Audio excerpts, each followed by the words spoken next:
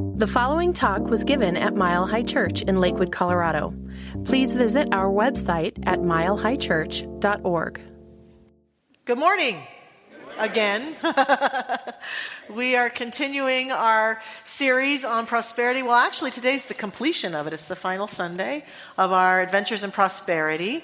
And it's nice to be here with you, Reverend Josh, to share the stage. It's an honor to share the stage with you. Thank you. We always have fun speaking together because it's always so amazing to do some planning. We don't just show up here and talk, and we talk a little bit, but then there's these elements of sweet surprise that show up. Happy accidents. Happy accidents, yes. Definitely. And today, so our theme, just to recap in case you haven't been here for a few weeks, our theme for this year's Adventure in Prosperity has been keys to our future. Our lives, our church, our world. And we have been talking about abundance in its many forms. And today, our topic is how we belong to one another, how we belong to each other. And belonging is a powerful, powerful aspect of an abundant life. And so in the newspaper world and journalism, here's what's going to happen. I'm going to bury the lead right now. So the key thing in my mind is that belonging begets abundance, because with a sense of belonging, we feel as though we are enough and that we have enough, and we experience and step into enoughness in our life because we have a sense of belonging to the universe, belonging to our lives, belonging in our relationships, belonging in our communities, belonging in our world. And that belonging is a very peaceful, anchoring feeling. And for some of us, that's been a huge challenge for our lives. Recently, my husband and I were coming home from having breakfast, and as we drove through our neighborhood, we saw a little tiny girl out kind of in the street trying to get into a car. And it appeared as though no one else was nearby. So we pulled over, and I got out of the car and went up to her immediately and took her hand and got her out of the street. She was just wearing a shirt and a diaper, no shoes. She was a cute little blonde thing who appeared to be maybe 2-3 years old. And I held her hand and I said, I talked to her. I'm saying to her, honey, where's your family? Where do you live? And she wasn't very verbal yet. And so she was speaking, but I couldn't quite understand her. And she was shivering. And so I got into the trunk and got something to wrap her in. And at that point, she was reaching up, and I picked her up, and I was holding her wrapped in the blanket as she shivered. And she was trying to tell me things, and I was trying to get her to tell me where she lived and what her name was. And she was kind of fascinated with me, and she was playing with my hair, and just holding this little girl shivering in my arms and feeling this desire to support her. And all this is going on while my husband is in the car calling 911, saying, we found this little girl. There's no one around.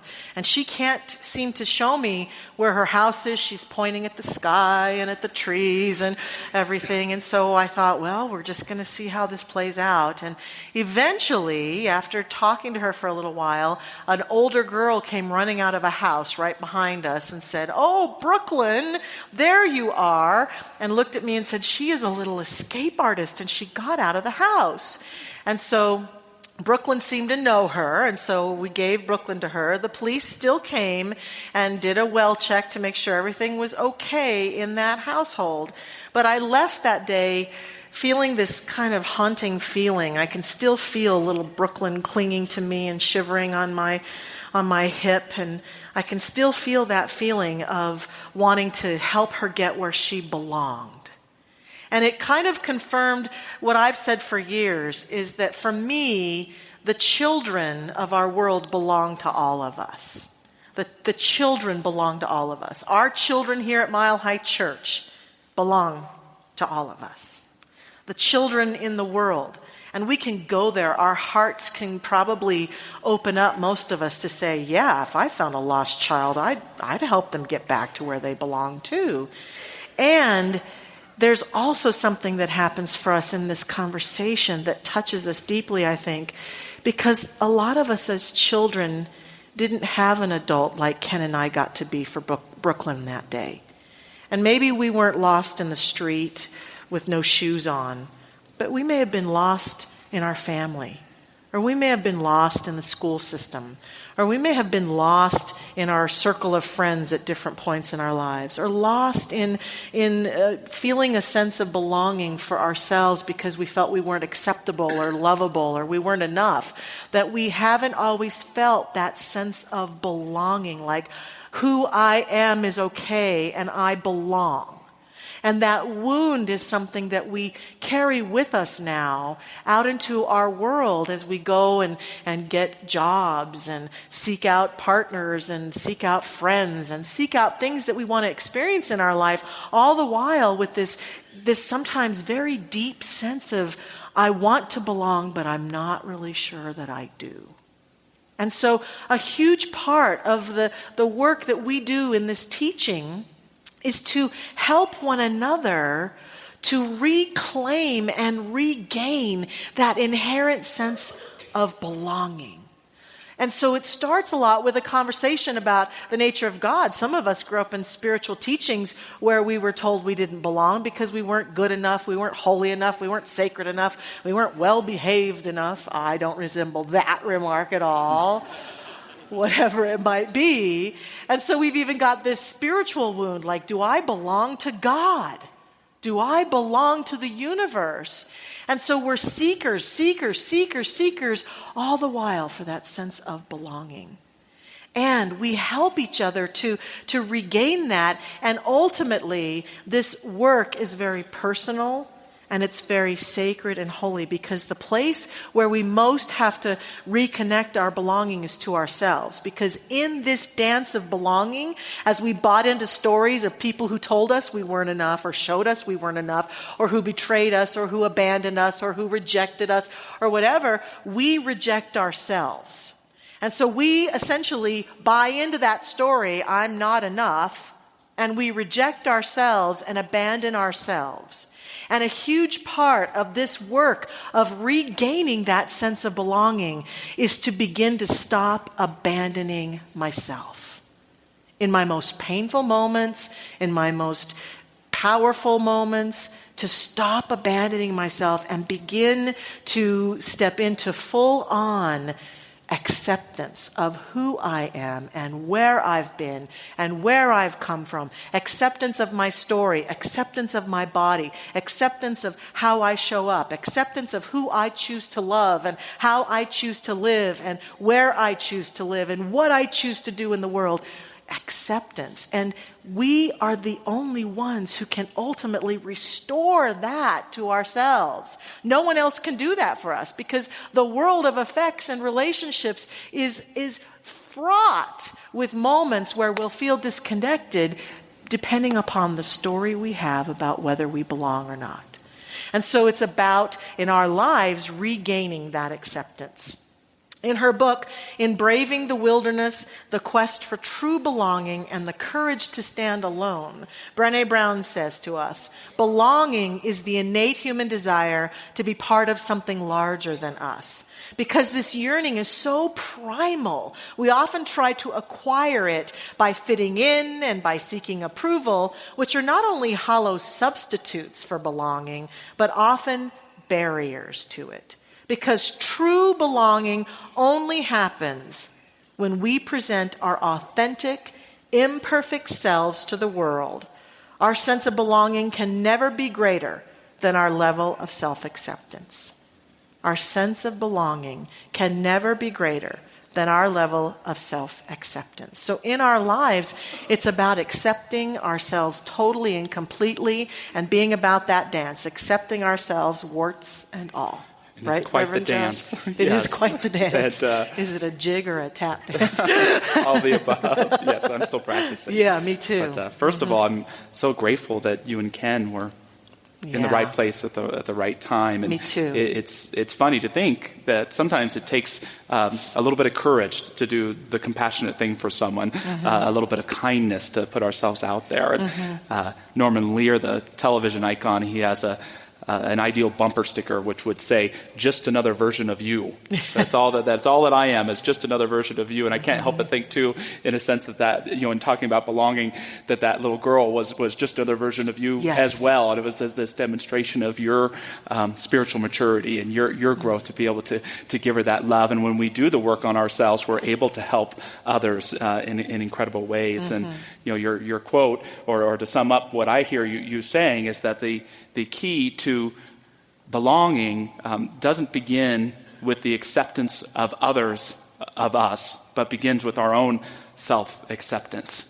Not just at a personal level or a social level, but I think a spiritual level too. Every week here, we try to create an environment of warmth, and a community of joy. We try to express unconditional love and kindness to one another. And we do that not just because we want to be a good church, but because we believe that expresses the nature of God, the nature of the sacred. We want everyone here to have an experience of the holy every week. And yet, something that I've learned in my own life is that I believe unconditional love is always all around me, and yet I can only experience it to the degree that I'm willing to accept myself. That little space within where I'm finally able to acknowledge myself as a child of God. I believe that God's acceptance is always around me, but I only experience that acceptance to the degree that I'm willing to accept myself, to be in those vulnerable places, to let God love me. And it shows up in community as well. I've found that it's only when I've been able to really accept myself that I've really begun to experience the acceptance of others. We all teach that we're all one here, but that doesn't mean that some of us are more fun to hang around with than others. And perhaps, what I'm trying to say is that people who know themselves, who accept themselves, warts and all, are often the type of people we most admire, even if they are willing to be vulnerable in their flaws. I love something that Carl Rogers, the great therapist, pointed out. He said that thing in each of you that you might be most afraid to share with another person, most timid about expressing, is the very thing that if you expressed it would resonate most with others. There's something when we're willing to express our uniqueness that helps create the grandness of community. And so it's about belonging to ourselves, belonging to spirit and this world that we live in. I am a child of God. I belong here. This is where I'm supposed to be.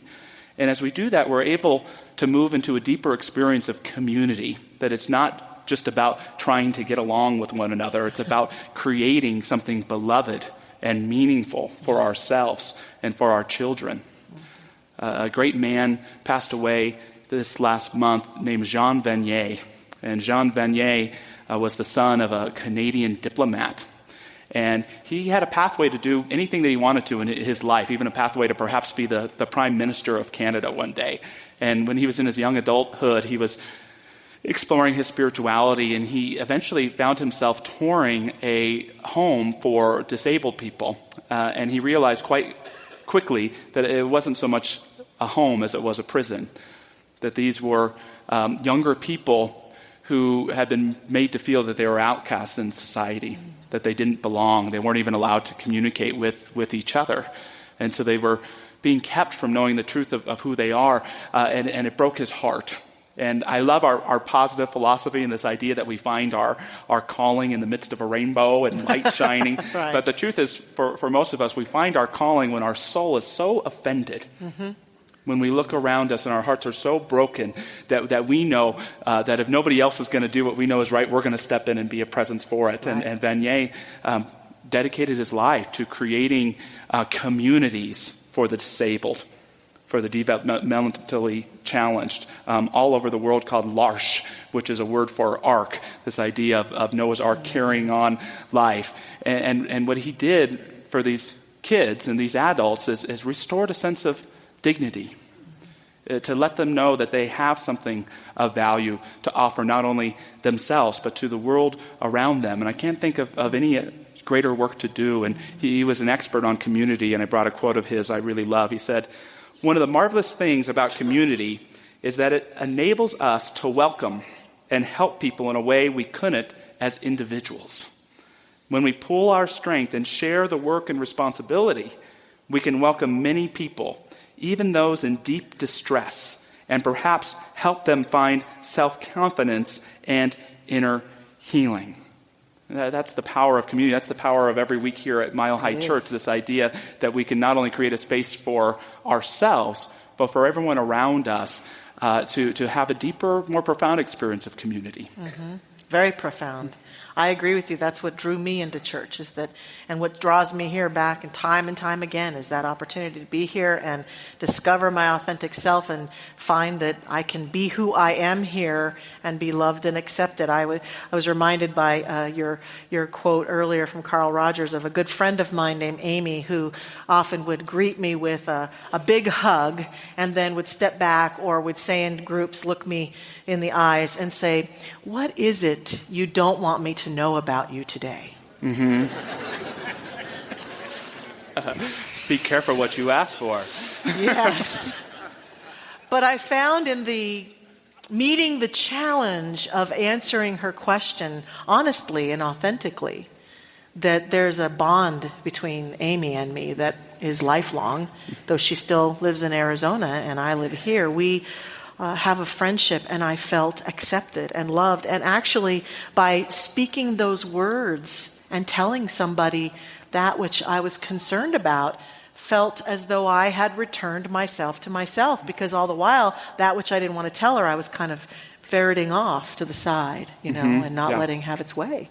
And, I think the key to belonging is self-acceptance, but it's also about overcoming the illusion that in order to belong, we must be a perfect person. Exactly. Especially within community. G.I. Gurdjieff, a spiritual teacher from the last century, used to have communities, and there's a story that was told about him that there was a member of their community who was really ornery, kind of a stinker, and would take stuff and always argue and talk too long and a real pain in the butt. And one day he had an argument with some people and he took off. And so everyone was like, yes, he's gone. Yay!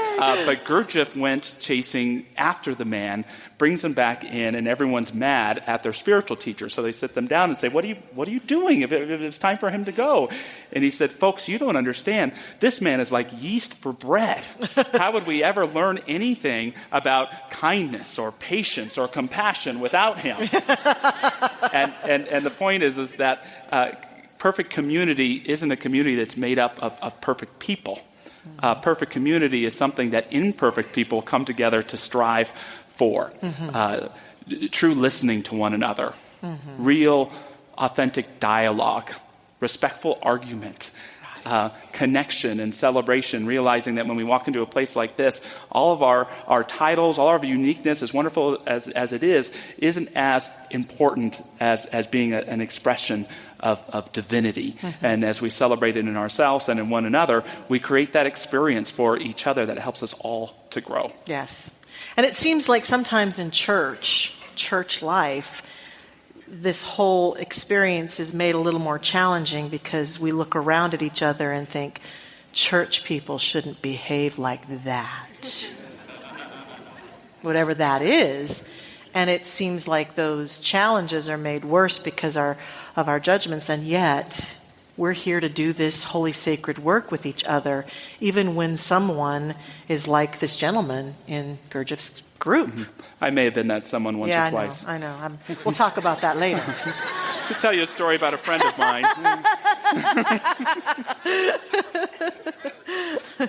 So we get to practice belonging in our lives and in our church, too. We get to practice this work together. And we also get to practice it in the world, as we've already been pointing a little bit to. And as Reverend Josh has pointed out, this holy sacred work of oneness that's a cornerstone of what we believe and teach, and many of the traditions in the world believe and teach, it's not all rainbows and candygrams, is it? It's just not. You know what Tony Soprano said? What? He said, I get it. Every day is a gift, but does it have to be a pair of socks? Balance. Stinky socks sometimes, yes. Even stinky socks, yes. Very good. So what I experience in oneness is that there is this element of it that is mystical and magical and connecting and awesome and amazing.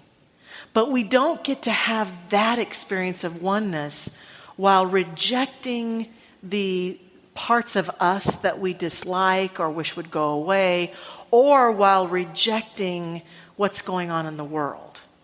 We don't get to do that, because when we are in this place of oneness and then we look at ourselves and our lives and with judgment, disdain, anger, resentment, or we look at other people or other situations or look at the things going on, and I know that we feel sometimes helpless and hurt and just our hearts are broken open by the violence that we see that goes on in the world and the inhumanity to other humans, and our hearts are broken open. And so what we might tend to think is the way to get around that is to reject it, judge it, scream and shout about it, which are strategies for a little bit, for sure. It's not wrong to do that for a little bit, but ultimately, some of us also push it away. Well, I just won't look at it.